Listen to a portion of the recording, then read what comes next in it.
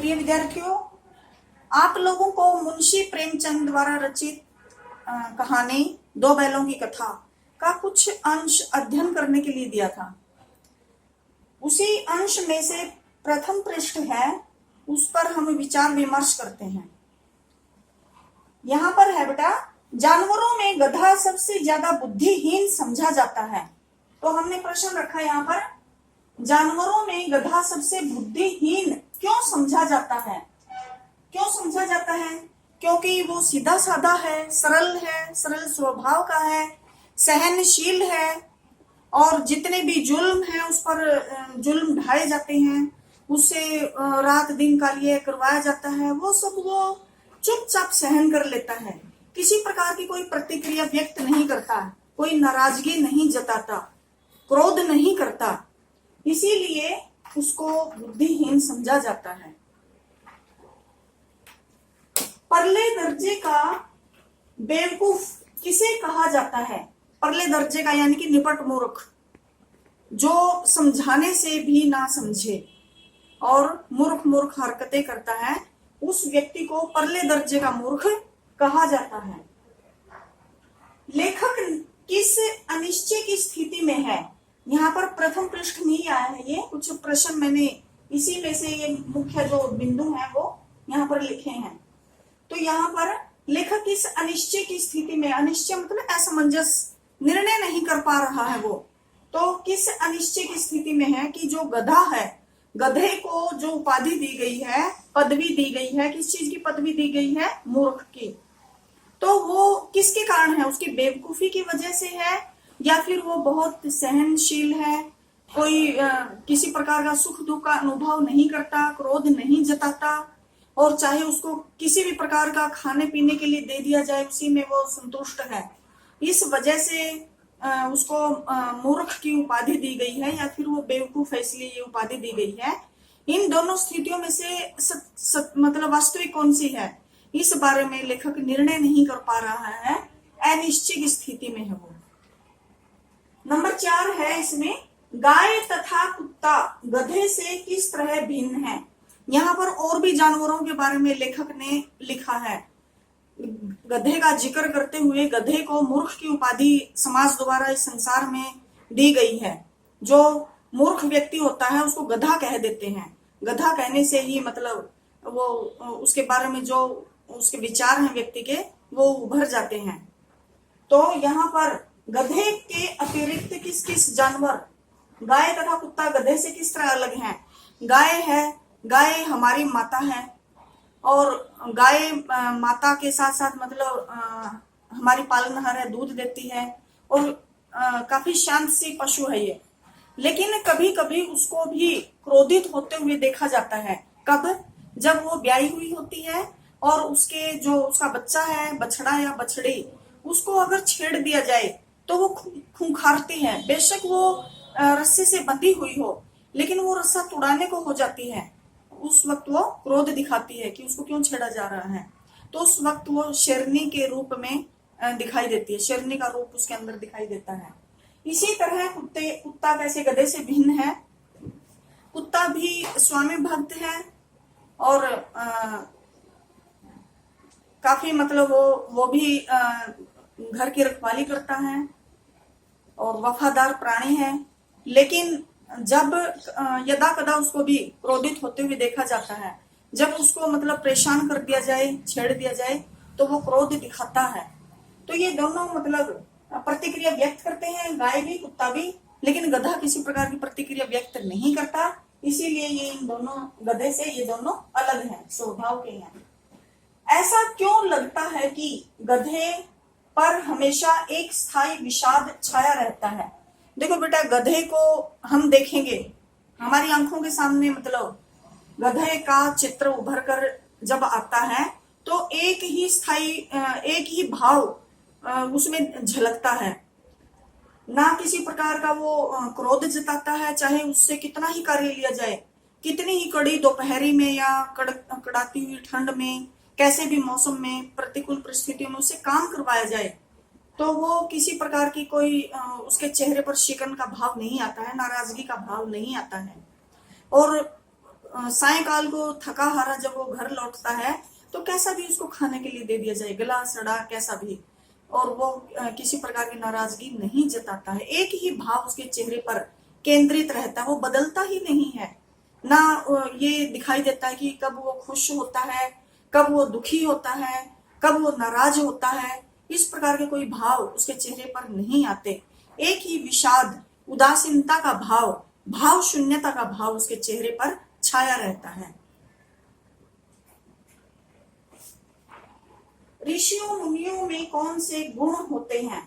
ऋषियों मुनियों में देखो, ऋषि मुनि का जीवन कैसा होता है? वैराग्य से भरा हुआ जीवन होता है। सांसारिक मोह माया से दूर हट जाता है उनका मन और प्रभु भक्ति में लीन हो जाते हैं।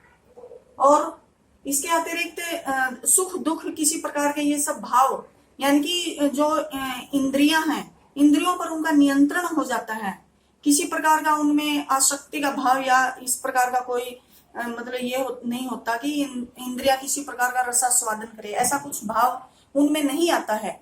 इंद्रियों पर नियंत्रण होता है, वैराग्य का भाव होता है उनके अंदर, और सांसारिक मोह माया से वो दूर रहते हैं। सुख दुख, मेरा तेरा, अपना पराया, सब उनके अंदर नहीं होता। वे कैसी प्रवृत्ति होती है उनकी? साधु जन होते हैं, वो परोपकार का भाव होता है उनके अंदर, सहनशीलता, शांत भाव होता है उनका। लेखक ने गधे को किसके समकक्ष, यानी कि किसके समान, समकक्ष माना है? लेखक ने गधे को ऋषि मुनियों के समकक्ष माना है। जैसे ऋषि मुनि होते हैं इस मोह माया से दूर, सांसारिकता से दूर, सुख दुख यानी कि हर परिस्थिति में समभावी रहने वाले, उन्हें क्या किसी से लेना, क्या किसी से देना, वो तो प्रभु भक्ति में लीन रहते हैं। तो इस प्रकार के भावों से ऋषि मुनि दूर रहते हैं, सहनशील प्रवृत्ति के होते हैं और परोपकार का भाव होता है उनके अंदर। बिल्कुल यही भाव गधे के अंदर मुंशी प्रेमचंद जी ने दर्शाए हैं, माने हैं, यानी कि कितने महान है मुंशी प्रेमचंद जी। सीधापन संसार के लिए उपयुक्त क्यों नहीं है? सीधापन, यहाँ प्रथम पृष्ठ में ही आया है ये, कदाचित सीधापन संसार के लिए उपयुक्त नहीं है। देखो बेटा, जो सीधा साधा सरल स्वभाव का व्यक्ति होता है उसका हर कोई फायदा उठाना चाहता है। ये नहीं समझा जाता कि ये ईमानदार है, सच्चा इंसान है। इन गुणों को का सत्कार नहीं किया जाता, अनादर किया जाता है इन गुणों का, उसका फायदा उठाने की कोशिश की जाती है। आप लोगों ने एक ऑफिस नाटक आता था, वो देखा होगा शायद आप लोगों ने। उसमें जो पात्र था वो मतलब अपनी जिस भी दफ्तर में अपनी समस्या को लेकर जाता है वहां पर उसके साथ खिलवाड़ किया जाता है। यानी कि उसको अर्जी दिए हुए जो उसकी शिकायत है, अर्जी दिए हुए काफी लंबा अंतराल हो जाता है और वो उसके बारे में जानकारी लेने के लिए दफ्तर जाता है, तो उसको मतलब एक दूसरे के पास, दफ्तर में एक कर्मचारी से दूसरे कर्मचारी के पास उसको भेज दिया जाता है, ऐसे उसको परेशान कर दिया जाता है। यानी कि उसके कार्य में लापरवाही बरती जाती है। क्यों? इसके पीछे कारण क्या है? क्योंकि वो सरल स्वभाव का है, उसको दुनियादारी की परख नहीं है, उसको नहीं पता आज के समय में काम कैसे करवाए जाते हैं। उसके बाद वाले व्यक्ति फटाफट अपना काम करवा कर निकल जाते हैं, और वो कैसे करवाते हैं? फाइल के अंदर रिश्वत रखकर दबा देते हैं और अपना काम करवा लेते हैं। लेकिन वो सीधा सरल स्वभाव का है, तो उसका, और कोई भी ऐसा व्यक्ति नहीं है उसमें दफ्तर में कि जो उसके ईमानदारी पर, उसके सरल स्वभाव पर, उसकी सहनशीलता पर मतलब को परखे, समझे। सब उसका पीछे से मजाक उड़ाते हैं। तो यहाँ पर सीधापन संसार के लिए उपयुक्त नहीं है, क्योंकि ऐसे इंसान का मजाक उड़ाया जाता है और उसकी उन वफादारियों का फायदा उठाया जाता है। इसमें सीधेपन में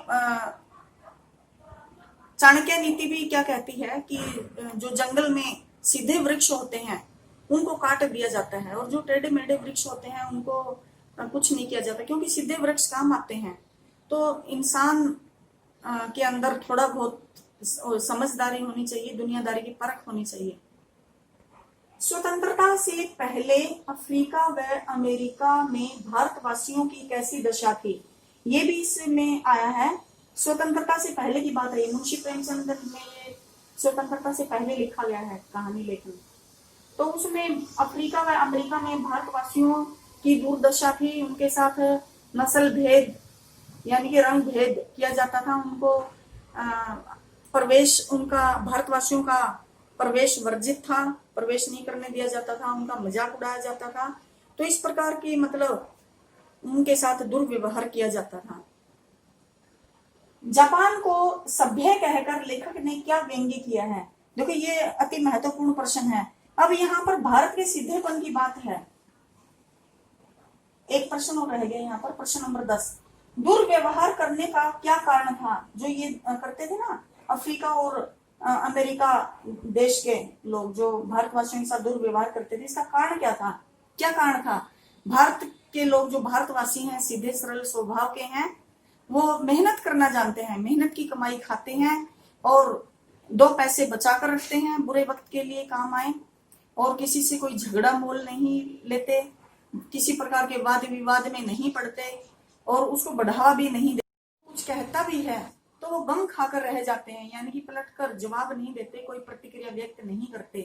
क्या इसी के कारण उनको मतलब जो इस प्रकार के जिन लोगों का स्वभाव है, जिन लोगों के इस प्रकार के विचार हैं, व्यवहार हैं, क्या वो लोग बेवकूफ की उपाधि से उनको नवाजा जाएगा?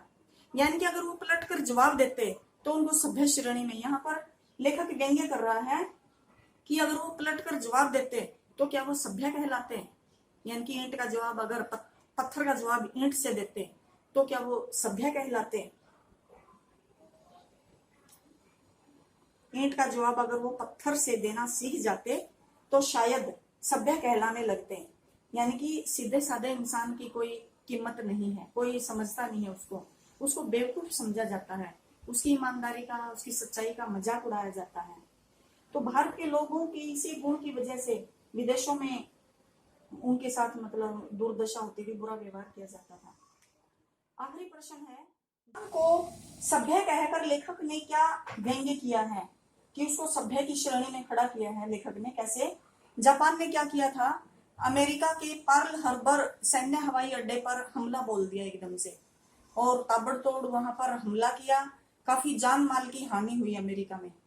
तो अमेरिका भी कहाँ चुप बैठने वाला था, उसने पलट कर जवाब दिया और वो किस उसमें उभर कर आया, जापान के नागासाकी और हिरोशिमा नामक 2 स्थानों पर उसने हवाई हमले किए और उसको पूर्णतया नष्ट कर दिया, ध्वस्त कर दिया दोनों इनको जगहों को, जिसका आज तक मतलब क्षतिपूर्ति नहीं हो पाई है। तो इसका मतलब अमेरिका ने पलटकर जवाब दिया तो जापान को उसका जवाब मिल गया जो उसने किया था। तो यहाँ पर कहने का अभिप्राय क्या है, यहाँ पर गधा एक सीधा साधा प्राणी है, सरल स्वभाव का है, सहनशील है, और इसीलिए मुंशी प्रेमचंद जी ने ये यहाँ पर उनकी महानता है कि ऋषियों मुनियों की श्रेणी में उसको खड़ा किया है, उसके गुणों का सत्कार किया है लेखक ने। तो इन प्रश्नों को आप ध्यान से सुनेंगे और इस पृष्ठ का आप लोगों को अर्थ समझ में आ जाएगा। आगे की कहानी आसान है, यूं की यूं है, आगे तो हीरा मोती की कहानी है, उनके संघर्ष के बारे में है। धन्यवाद।